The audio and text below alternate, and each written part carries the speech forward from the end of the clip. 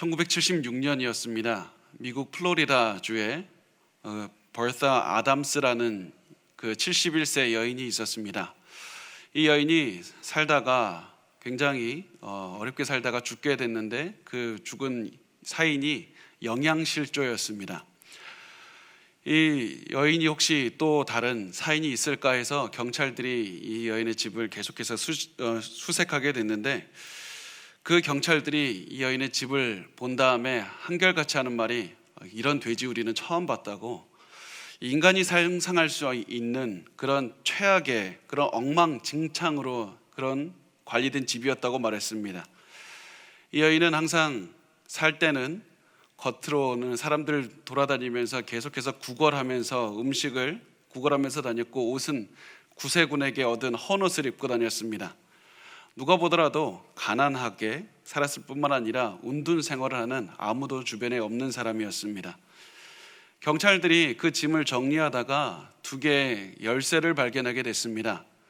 그리고 그 열쇠가 무엇인지 잘 살펴봤더니 근처에 있는 은행에 있는 금고 열쇠였습니다. 그래서 그 금고 열쇠 하나를 열어봤더니 그 금고 안에는 대기업의 주식들이 굉장히 많았고, 수백 장의 어음도 있었고, 채권도 있었고, 현금으로 하면 20만 불이 있었는데 우리 돈으로 하면 약 한 3억 정도 되는 현금이 있었다고 합니다. 또 다른 금고에 보니까 현금만 60만 불이 있었는데, 이 돈은 76년이니까 지금 가치로 거의 환산할 수가 없을 만큼 큰 돈이겠지만, 지금 돈으로만 계산해도 6억이 넘는 굉장히 큰 현금이 있었던 겁니다. 이 여인은 이렇게 돈이 많았음에도 불구하고 굶어서 영양실조에 걸렸다가 죽었던 겁니다. 사실 우리는 이런 소식을 들을 때 중요한 한 가지를 깨닫게 됩니다. 그것이 무엇이냐면, 우리가 돈이 가지고 있는 한계를 깨닫게 된다는 사실입니다. 돈은 우리에게 참 많은 것을 준다고 약속을 하지만, 돈을 가지고 있으면 사실은 그 돈을 가지고 우리가 필요한 것을, 우리가 그 돈을 소유하고 있다고 해서 돈을 가지고 있다는 그 사실 자체만으로는 우리에게 무엇이나 줄 수 있는 것들이 너무나도 한계가 있다는 사실입니다. 우리에게 중요한 것은 돈을 많이 소유하고 있다는 것이 아니라 그 돈을 가지고 어떻게 사용하느냐, 사실은 그게 더 중요합니다. 우리가 지금 우리 삶에 가장 중요한 것은 내 통장에 돈이 얼마가 있느냐, 그것이 중요한 것이 아니라, 내 아파트의 가치가 얼마가 있느냐, 그것이 중요한 것이 아니라 내가 그 가치를 가지고 어떻게 사용하느냐, 그것이 중요하다는 사실입니다. 그래서 그 질문을 오늘 우리가 말씀을 나누면서 살펴봤으면 좋겠는데요. 산상수훈의 말씀을 계속 우리가 나누고 있습니다. 그런데 지금까지는 굉장히 빠르게 달려왔는데, 오늘은 말씀을 한번 좀 천천히 갔으면 좋겠습니다. 그래서 하나님께서, 예수님께서 이 말씀을 하실 때 어떤 의미인지 다양하게 우리가 살펴보면서 우리의 삶이 적용하면서 우리의 삶에 어떻게 살아갈까 고민하면서 오늘 말씀을 들었으면 좋겠습니다. 오늘 우리 말씀 마태복음 6장 19절의 말씀을 우리 같이 한번 읽어보겠습니다. 시작. 너희를 위하여 보물을 땅에 쌓아두지 말라. 거기는 좀과 동록이 해하며 도둑이 구멍을 뚫고 도둑질하느니라. 예수님께서는 우리에게 땅에 재산을 쌓아두는 것이 참 허망한 것이다, 이렇게 말씀하시면서 이 땅에는 좀과 동록과 도둑이 있다고 그렇게 말씀을 합니다. 우리가 나중에 뒤에 가면 더 자세하게 구체적으로 나오겠지만 그것은 나중에 나누기로 하고, 오늘 이 말씀이 무엇을 대표적으로 가리키고 있는지 우리가 살펴보면, 이 말씀은 옷과 음식과 보석에 대해서 예수님이 말씀하고 있다는 것을 우리가 기억하셨으면 좋겠습니다. 대표적으로 옷과 음식과 보석에 대해서 말씀하고 있습니다. 너희들은 이 세 가지를 땅에 쌓아두지 말라는 겁니다. 왜 그렇게 이 세 가지를 대표적으로 말씀하셨을까? 보면 옷은 고대 근동 지방에서는 굉장히 중요한 재산이었습니다. 그 옷의 그 모직이나 굉장히 그 자체만으로도 굉장히 중요한 것이었기 때문에 이 옷을 사람들이 모으고 가지고 있다는 것 자체가 굉장히 큰 것이었습니다. 그런데 예수님은 이런 옷조차도 곰팡이가 피고 또 수명이 다하는 날이 반드시 오게 된다 말씀을 합니다. 또 다음 음식이 있습니다. 음식의 사람들한테 그 당시에 굉장히 중요했습니다. 지금도 우리에게 중요하지만 그 당시는 빈부격차가 굉장히 심하다고 말씀을 드렸습니다. 그래서 지금처럼 우리가 배가 고프면 그 나라에서 복지시설로 이렇게 해서 줄 수 있는 게 아니라 일을 하루 안 하면 그냥 그 가족 전체가 다 밥을 굶어야 되는 그런 상황입니다. 그래서 사람들에게 음식은 너무나도 중요했습니다. 그런데 예수님께서 음식이 아무리 중요하다고 할지라도 너희가 음식을 쌓아두려고 하지 말고 음식이 그렇게 중요하다고 해서 음식을 많이 있는 걸 보고 기뻐하지 말라. 거기에만 만족을 누리지 말라. 너희가 농사를 아무리 열심히 지어서 많은 곡식을 수확해서 곡간이 가득하다 할지라도 결국에선 그것도 쥐나 벌레나 해충에 의해서 다 죽게 되는 것이다. 그리고 마지막으로 금과 은과 보석에 대해서 말씀을 하는데, 금과 은과 보석은 우리가 생각하듯이 그렇게 보관하기 용이하지 않았습니다. 요즘에 우리는 보면 은행에 가서 금고에 이렇게 금을 보관하게 되는데 그 당시는 은행이 없습니다. 뭐 개인 금고가 없습니다. 그래서 어떻게 하냐면 그 집안에 바닥에 땅을 파서 묻어 놓든지, 아니면 벽에다가, 벽이 흙으로 돼 있으니까 그것을 파서 묻어두는 그런 형식으로 했습니다. 아니면 밭에다가 보물을 이렇게 묻어두기도 했는데, 이런 문제가 언제 생기냐면 밭에다 보물을 묻어두면 전쟁이 갑자기 들이쳐서 적군들이 오면 밭에 있는 그 보물을 두고 도망가는 겁니다. 그러면 나중에 예수님의 예에서 보면 갑자기 어떤 사람이 밭을 파다가 보물을 발견했다 그러지 않습니까? 그런 일들이 허다하게 일어나는 겁니다. 그러니까 사람들이 이제 밭에다가 묻을 수도 없고 집안의 바닥이나 벽에다가 묻는데, 그럼 또 문제가 뭐냐면 도둑들이 또 그거 사실을 잘 압니다. 그래서 그 집 안이나 벽에 좀 모래가 좀 부드럽다 그러면 그거를 이제 캐서 가져가는 겁니다. 그래서 예수님께서 말씀하시는 것은 너희가 이 땅에서 재산을 모아두는 것이 매우 위험한 일이다. 어차피 너희가 음식이나 옷도 뭐 먹지 않으면 자연적으로 사라지게 되는 것이고, 보물도 도둑들이 결국에서는 언제든지 훔쳐갈 수 있기 때문에 굉장히 위험한 것이다. 그래서 예수님께서 어떠한 결론을 내리기를 원하는 겁니까? 자, 여기에 대해서 한번 생각을 해보겠습니다. 자, 이 재산을 모으는 것이 굉장히 위험한 것이기 때문에 어떠한 결론을 내려야 되는가? 첫 번째, 많은 신학자들을 포함해서 많은 사람이 이렇게 얘기를 합니다. 예수님께서는 이 말씀을 통해서 재산을 개인이 소유하는 것이 악하다고 말씀하신 것이다. 그러므로 우리가 내려야 되는 결론은 이 모든 개인 재산을 인정하는 자본주의를 다 없애버리고 국가가 모든 재산을 소유하는 사회주의 국가를 건설해야 된다. 이렇게 말을 합니다. 그래서 많은 사람이 예수님께서 사회주의 국가를 원하셨다, 이렇게 많은 신학자들과 목회자들도 말을 합니다.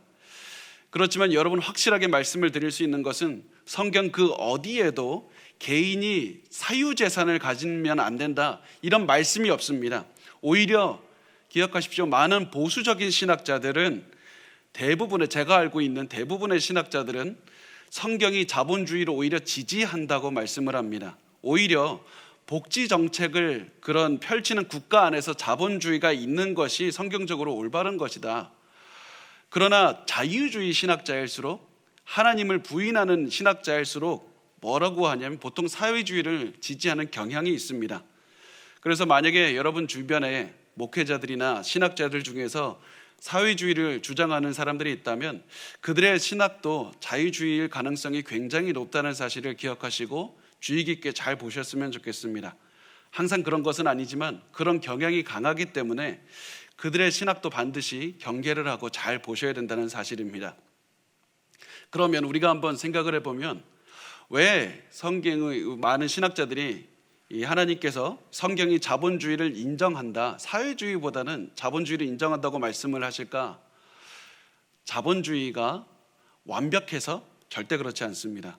자본주의도 악합니다. 인간이 만든 겁니다. 그럼에도 불구하고 자본주의가 완벽해서는 하나님이 돈을 사랑해서 개인 물품을 사랑해서 이렇게 하라는 것이 아니라, 자 보시면 사회주의에서는 국가가 돈을 강제로 빼앗아서 가난한 사람에게 나누어 주겠다는 겁니다.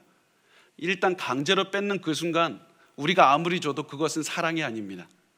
사랑은 언제 생기냐면 우리가 열심으로 일해서 우리가 노력을 해서 우리가 가진 것을 우리가 그 상대방을 위해서 기꺼이 내놓을 때 이것을 사랑이라고 말합니다. 하나님께서는 우리가 사랑으로 돌봐주기를 원하셨지 강제로 우리가 억지로 할 수 없이 이렇게 주기를 원하지 않으셨습니다. 그래서 사랑은 강요하는 순간의 사랑이 아니기 때문에 하나님께서는 우리에게 사랑을 베풀기를 원하셨고, 그래서 우리에게 이 사회주의 국가가 아니라 자본주의 국가 그것으로 삼기를 원하셨다는 사실입니다. 자, 그러면 두 번째, 예수님께서 너희를 위하여 보물을 이 땅에 쌓아두지 말라, 이 말씀은 어떠한 말씀입니까? 돈을 모으지 말고 생기는 대로 나눠줘야 된다, 이런 말씀입니까? 잘 보면 성경은 나중에 돈 없을 때를 대비해서 돈을 모아두라고 오히려 말씀을 하셨습니다. 자, 잠언서 6장 6절에서 8절 말씀을 우리 같이 읽어보겠습니다. 시작. 게으른 자여 개미에게 가서 그가 하는 것을 보고 지혜를 얻으라. 개미는 두령도 없고 감독자도 없고 통치자도 없으되 먹을 것을 여름 동안에 예비하여 추수 때 양식을 모으느니라. 오히려 성경에서는 돈이 없을 때를 대비해서 돈을 모아두라, 그것이 지혜로운 것이라고 말씀을 합니다. 많은 분이 돈이 생기는 대로 다 써버리는 것, 이 나눠줘 버리는 것이 그것이 성경적이라고 생각하시지만 그렇지 않습니다. 돈을 모아두는 것이 성경적이고, 또 혹은 돈을 모아놨다가 우리 주변 가족이 힘들 때가 있으면 그것으로 그 돈을 가지고 돌보아주라는 것이 성경의 가르침입니다. 그래서 디모데전서 5장 8절을 보면 이렇게 말씀합니다. 누구든지 자기 친족, 특히 자기 가족을 돌보지 아니하면 믿음을 배반한 자요 불신자보다 더 악한 자니라. 우리가 가지고 있는 재산을 가지고 가난한 아니면 힘든 가족들을 돌봐주는 것이 오히려 성경적이라는 겁니다. 자, 그러면 세 번째로, 우리가 예수님께서 이 땅에 보화를 쌓아두지 말라는 말씀은 우리에게 가난하게 살라는 말씀입니까? 많은 분이 이렇게 생각합니다. 인생의 크리스찬이라면 인생에 가장 필요한 기본적인 것만, 의식주만 겨우 해결하면서 살고 모든 재산을 다 버리면서 살아가야 된다, 수도승처럼 살아가야 된다, 이렇게 말씀합니다. 이것이 크리스찬이고 재산을 가지고 있는 그 사람들은 다 그 잘못된 크리스찬이라고 보통 많이들 생각을 하십니다. 그렇지만 여러분, 그렇지 않습니다. 성경 어디에서도 기독교인이면 가난해야 된다는 공식은 절대로 성립하지를 않습니다. 성경 어디에서도 가난해야 올바로 산다는 말씀도 없습니다.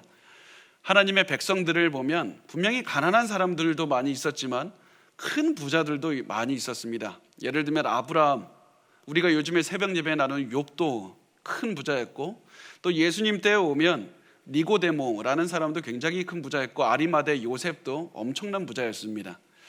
부자라는 것 자체가 나쁜 게 아니라는 사실입니다. 그래서 디모데전서 4장 3절과 4절 말씀을 우리 한번 같이 읽어보겠습니다. 시작. 혼인을 금하고 어떤 음식물은 먹지 말라고 할 터이나 음식물은 하나님이 지으신 바니 믿는 자들과 진리를 아는 자들이 감사함으로 받을 것이니라. 하나님께서 지으신 모든 것이 선함에 감사함으로 받으면 버릴 것이 없나니. 하나님께서 주신 그 모든 재산이나 모든 것들은 하나님께 감사하면서 받으면 됩니다. 일부러 부정적으로 죄책감을 가지고 있으면서 내가 이거 가지고 있으면 어떻게 하나, 이런 생각을 가질 것이 아니라 하나님께서 주신 안락함이 있으면 즐기면서 좋은 음식도 먹으면서 살아가면 됩니다. 그러면 예수님 도대체 무슨 얘기 하시는 겁니까? 이 땅에 이 보화를 쌓아두지 말라는 말이 도대체 어떤 얘기입니까? 잘 들으십시오. 예수님이 하신 말씀은 욕심에 관한 말씀입니다. 더 많이 가지고자 하는 욕심을 주의하라는 겁니다. 왜냐하면 우리의 생명은, 우리의 삶은 많은 소유해서 나지 않기 때문입니다. 바로 욕심이 우리가 집중해야 되는, 초점이 되어야 되는 그런 그 중심 사상입니다. 욕심. 그러면 욕심이 도대체 무엇인가? 욕심. 여러분 모두 록펠러 아시죠? 록펠러는 굉장히 큰 부자였습니다. 이 사람이 얼마나 큰 부자였는지, 그 록펠러가 재산이 가장 많을 때 보면 미국의 전체 자산의 1%를 록펠러 혼자 가지고 있었다고 할 정도로 엄청난 부자였습니다. 그런데 이 사람에게 어떤 기자가 찾아와서 이렇게 질문했습니다. 당신에게 있어서 어느 정도 돈이면 충분하다고 느낍니까? 어느 정도 돈이어야지 당신에게 충분합니까? 이렇게 물었더니 록펠러는 아주 간단하게 이렇게 얘기했습니다. 아주 조금만 더. 내가 지금 가지고 있는 것보다 조금만 더 갖는 게 충분한 거, 내가 거기에 만족을 느낀다고. 다시 말해서 이것이 바로 우리의 욕심의 본 모습이라는 겁니다. 우리는 욕심이라는 것은 무엇이냐면 당연히 큰 것을 바라는 것도 욕심일 수 있지만 내가 가지고 있는 것에 만족하지 못하고 내가 조금만 더 가지고 있으면 내가 만족할 것 같고 내가 조금만 더 가지고 있으면 행복할 것 같고 내가 조금만 더 가지고 있으면 이제는 내가 만족을 누릴 수 있을 것만 같다. 이것이 욕심의 본 모습이라는 사실입니다. 많은 분이 욕심에 대해서 생각할 때 부자에 대해서만 생각을 하는데 가난한 사람도 분명히 욕심을 가질 수 있습니다. 가난한 사람도 무슨 생각을 합니까? 내가 지금 가지고 있는 이것만 조금만 더 가지고 있으면, 내가 돈이 통장이 조금만 더 있으면, 내가 차가 조금만 더 컸으면, 내가 집이 조금만 더 넓었으면 내가 그렇게 했다면 행복할 텐데 내가 지금 그렇기 때문에 만족하지 못하고 내가 이 작은 집 때문에 내가 불평이 생기고 행복하지 못하다, 이런 생각이 들 때 우리는 욕심에 휘말리게 된다는 사실입니다. 하나님께서 베풀어 주신 지금 이 모든 것에 만족함이 없이 조금만 더 이러면서 우리가 달려가면서 살게 된다면 그것이 욕심이 가득한 인생이 됩니다. 그런데 잘 생각해 보십시오. 우리가 조금만 더 갖게 되면 만족합니까? 조금만 더 갖게 되면 행복했습니까? 그렇지 않습니다. 우리 그 록펠러의 말을 반드시 기억하셨으면 좋겠습니다. 우리의 욕심은 항상 우리에게 이렇게 얘기를 합니다. 조금만 더. 이렇게 욕심을 가지고 있을 때 조금만 더 갖고 싶다는 이 생각이 들 때 나타나는 특징이 무엇이냐면 재물을 땅에 쌓아두는 겁니다. 재물을 땅에 쌓아두는 목적을 가지고 살아가게 됩니다. 왜냐하면 이 땅에 쌓아둔 것을 가지고 우리가 이 소유물을 보면서 만족을 누릴 수가 있게 되고 이것을 가지고 내가 원하는 것 조금만 더 쌓아두게 되기 때문입니다. 그렇지만 예수님께서는 조금만 더가 아니라 하늘로부터 너의 만족이 와야 된다. 너의 만족은 하늘에 두고 살아야 된다. 이 땅에서 돈을 가지고 좋은 집을 사고 좋은 차를 가지고 그것들을 구매했을 때 당연히 좋은 만족감을 누릴 수 있습니다. 그것 자체가 나쁘다는 것이 아니라 내가 사는 이유가 조금만 더 갖기 위해서 살아가고 조금만 더 갖기 위해서 일을 하고 조금만 더 갖기 위해서 돈을 모으는 그것이어서는 절대 안 된다. 너희의 보물은 이 땅이 아니라 하늘을 두고 살아가야 된다고 말씀을 하는 겁니다. 그런데 예수님께서 하신 말씀을 조금만 더 범위를 넓혀 보겠습니다. 왜냐하면 예수님께서 말씀하신 보화라는 것은 단순히 이 금이나 은이나 돈만을 말씀하지 않고 굉장히 그 범위가 광범위하기 때문입니다. 예수님께서는 돈에 대한 말씀만이 아니라 포괄적으로 우리가 소중하게 생각하는 모든 것들에 대해 말씀을 하고 있습니다. 우리가 이 땅에 천국에 가기 전에 이 땅에 속한 것들을 더 가지려는 욕심이 있다면 그것 자체가 나쁜 것이라고 말씀을 합니다. 예를 한번 들어볼까요? 어떤 부부가, 참 많은 젊은 부부가 열심히 노력해서 오랫동안 열심히 해서 처음으로 집을 장만했다고 보는 겁니다. 이렇게 했을 때 이 부부는 하나님께서 이 집을 주셨다는 사실 때문에 만족하면서 기뻐하며 살아가게 될 겁니다. 그런데 문제는 이 다음부터 시작이 됩니다. 이제 이 부부의 모든 생각은 집에 관련된 것으로 가득 차게 됩니다. 우리가 이 집을 어떻게 꾸밀까? 벽지는 무슨 색으로 할까? 바닥재는 뭘로 할까? 가구는 뭘로 채우고 테이블은 저기 비어있는데 뭘로 넣을까? 소파는 뭘로 할까? 계속해서 생각 자체가 집에 관한 것으로 가득 차게 됩니다. 그리고 집에 없는 것을 내가 더 채우려고 살아가게 됩니다.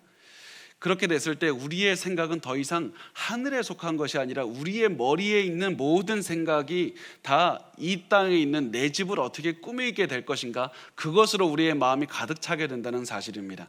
그때 바로 욕심이 나도 모르게 내 가슴 속에 들어오고 욕심은 내 집에 없는 것들을 계속해서 상상하게 되는 겁니다. 저 집에 없는 한 평이 더 있었으면 좋겠다. 저 집에 없는 저 빈 구석에 내가 무언가를 더 채워놨으면 좋겠다. 계속해서 집에 없는 것들을 상상하면서 새로운 것들을 넣는 것, 그리고 그것을 새로운 것이 넣었을 때 얼마나 내가 행복하게 될 것인가. 그래서 그런 마음으로 텔레비전 광고를 보면 아주 시험이 듭니다.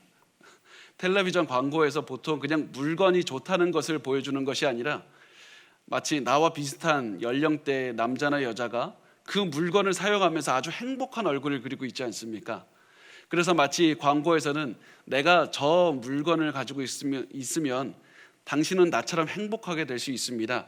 그렇게 하면서 사실은 광고는 물건을 파는 게 아니라 이미지를 파는 겁니다. 여러분에게 이게 가짜 행복을 파는 겁니다. 그래서 우리가 저 사람처럼 될 수 있겠다라는 생각에 그런 물건을 나도 모르게 사게 되고 돈을 거기다 쓰게 되는 겁니다.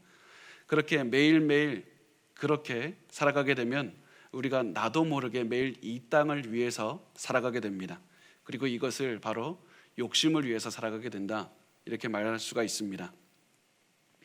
내가 조금만 더 가지고 있으면 행복하게 될 것 같고, 그래서 더 갖기 위해서 노력하고 더 채우기 위해서 노력하게 된다면 그것이 바로 예수님은 욕심이다, 잘못된 것이다, 이렇게 지적하시는 겁니다. 다른 예를 한번 들어볼까요? 우리가 많이 집에 관한 것이라고만 생각할 수 있지만 우리의 가족도 보물로 생각하고 살아갈 수가 있습니다. 가족을 살아가는 것이 잘못됐다는 얘기가 아니라 평생 가족만을 위해서 살아가고 내 시간, 내 재산, 내 노력을 가족만을 위해서 사용한다면 그것은 욕심이고 그것이 잘못된 삶입니다. 그럼 어떻게 살아가야 됩니까? 우리가 가족에서 멈추지 않고 우리의 삶의 자세를, 우리의 마음 씀씀이를 가족 넘어서까지 공동체로까지 넓혀야 된다는 사실입니다. 그래서 여러분, 만약에 우리가 서로 기도 제목을 나눌 때 우리 가족에 관한 이야기만 있다면, 그리고 우리 가족이 아닌 다른 공동체나 다른 사람들에 관한 기도 제목이 없다면 바로 여러분의 가족이 여러분의 보화이고 욕심의 증거입니다. 우리 가족이 우리의 욕심이 되지 않기 위해서는 우리 가족에게만 시선을 두는 것이 아니라 가족에게서 넓혀서서 우리 사회에 있는 사람들, 교회 공동체, 지역 공동체, 다른 사람들에게까지 계속해서 우리의 시선을 넓혀야 되고 그 사람들을 위해서 돈을 써야 되고 시간을 써야 되고 여러분의 노력을 써야 됩니다. 여러분, 그래서 우리가 욕심의 대상이 무엇이든지, 우리가 어떠한 종류의 욕심이든지 그것을 내어버리고서 계속해서 천국을 향해 살아가야 됩니다. 만약에 우리가 그 어떠한 것이든지 이 땅에 욕심을 두고 살아가게 된다면 공통적으로 드러나는 모습이 뭔지 아십니까? 바로 돈에 집착하게 되어 있습니다.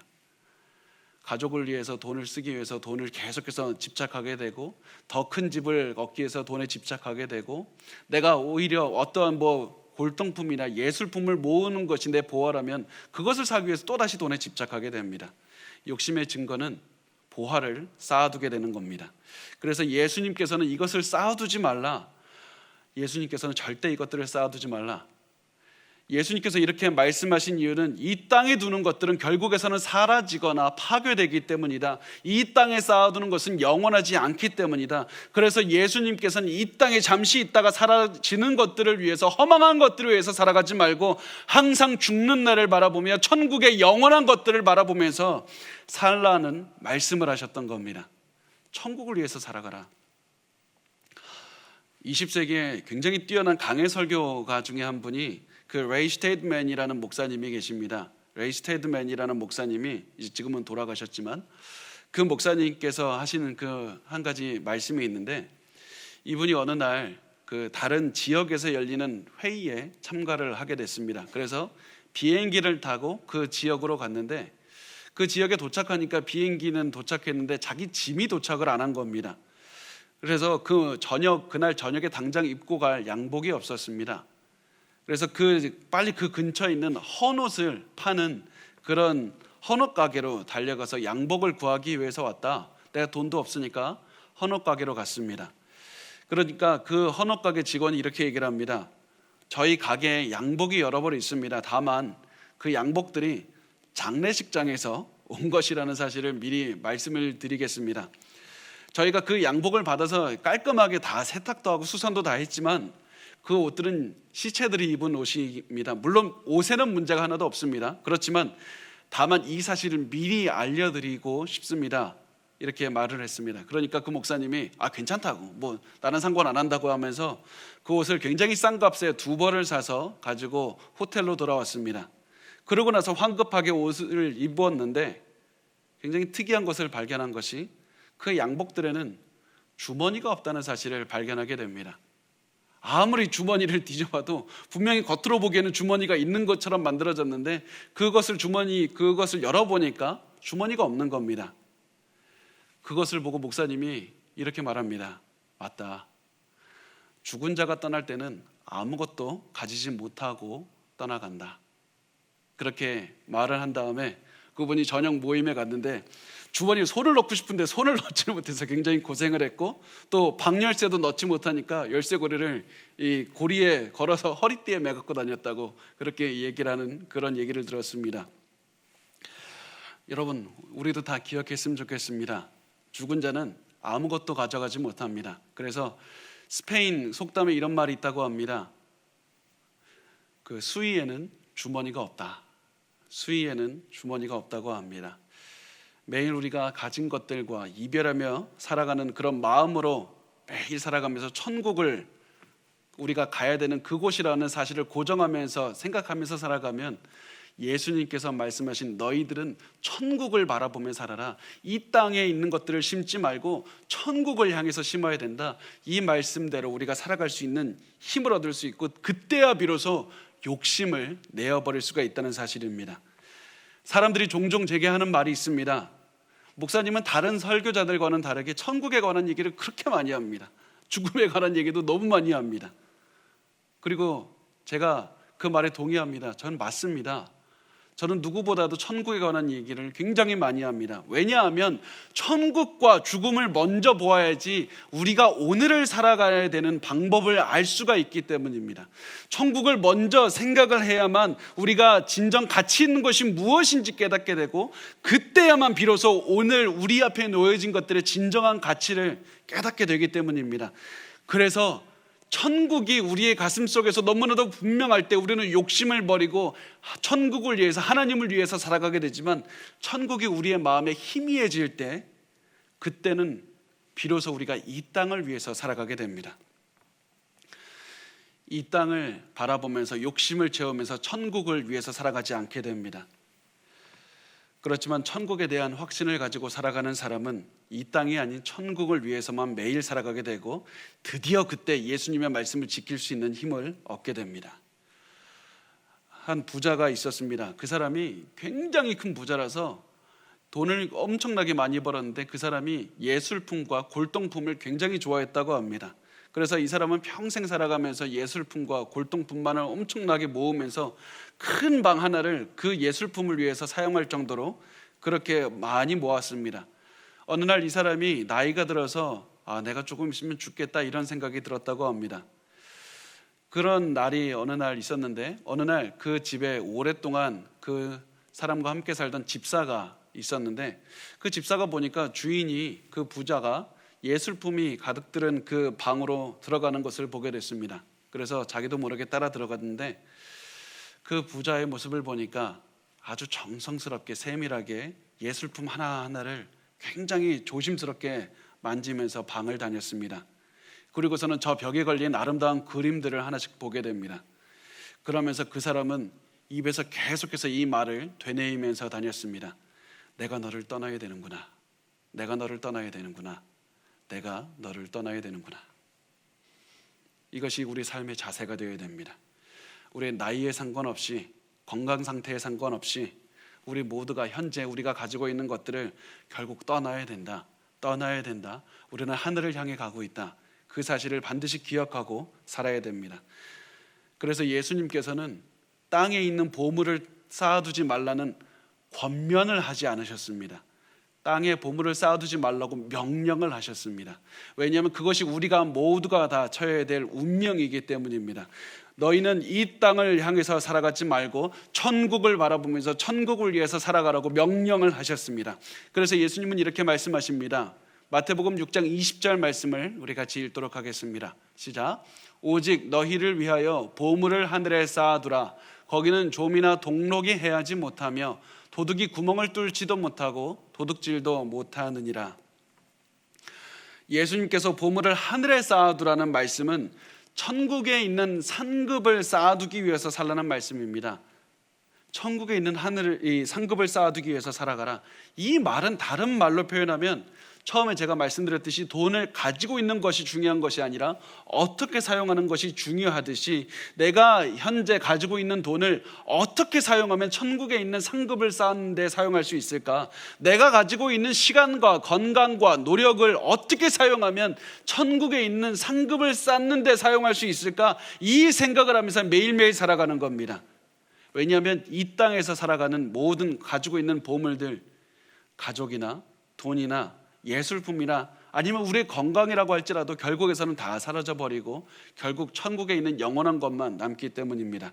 그래서 바울은 천국을 바라보는 삶에 대해서 이렇게 말합니다. 고린도전서 3장 11절부터 14절까지의 말씀을 우리 같이 읽겠습니다. 시작.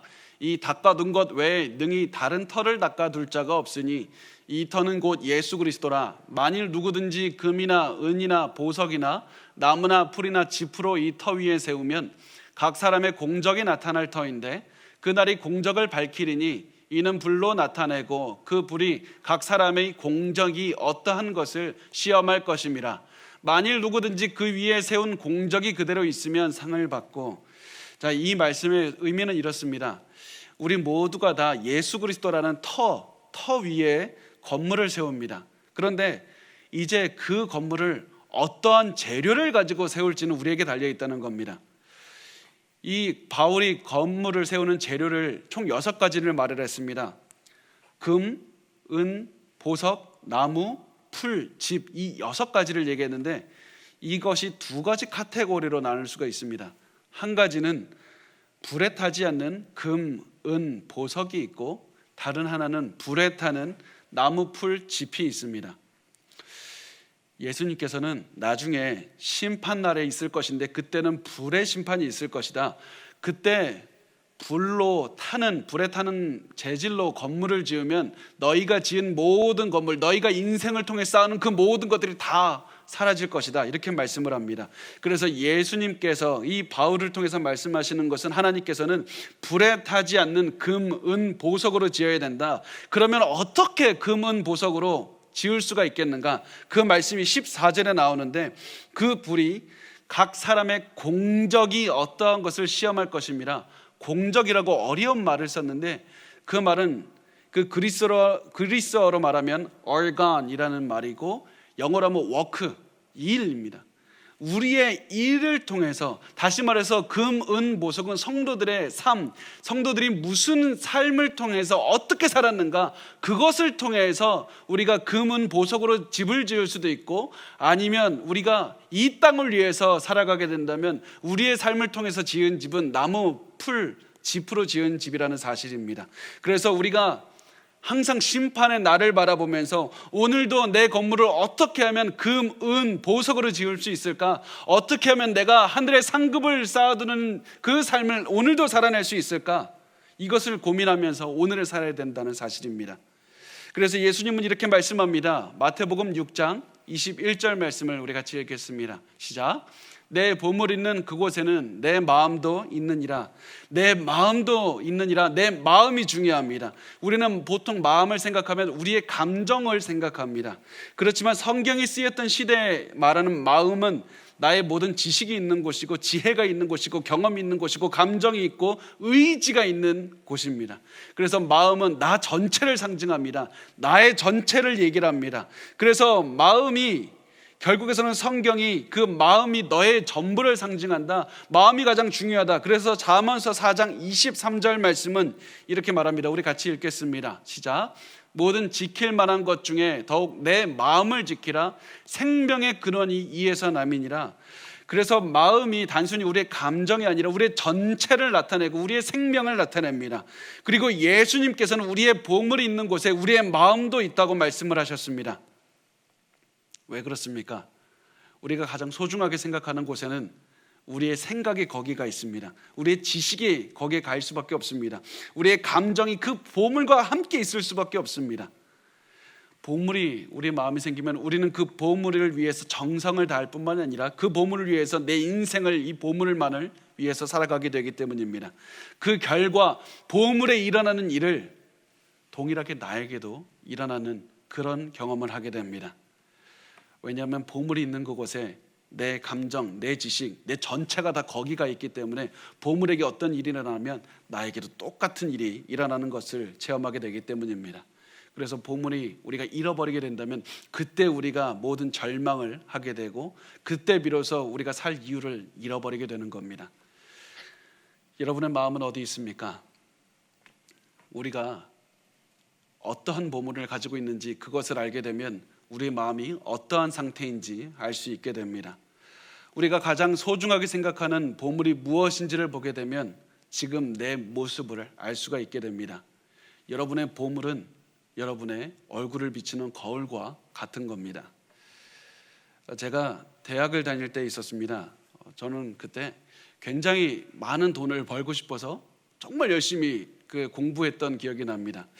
돈도 많이 벌고 싶고 성공도 크게 하고 싶었습니다. 그래서 매일 어떻게 하면 돈 벌까? 어떻게 하면 성공할까? 매일 그 생각만 하면서 굉장히 열심히 살았는데 어느 날 아침에 보니까 일어나서 세수를 하러 화장실을 가서 거울을 봤는데 그때 너무나도 큰 충격을 받았던 기억이 납니다. 그 거울 속에 비친 모습은 돈밖에 모르는 추한 그런 얼굴로 비춰져 있었기 때문이었습니다.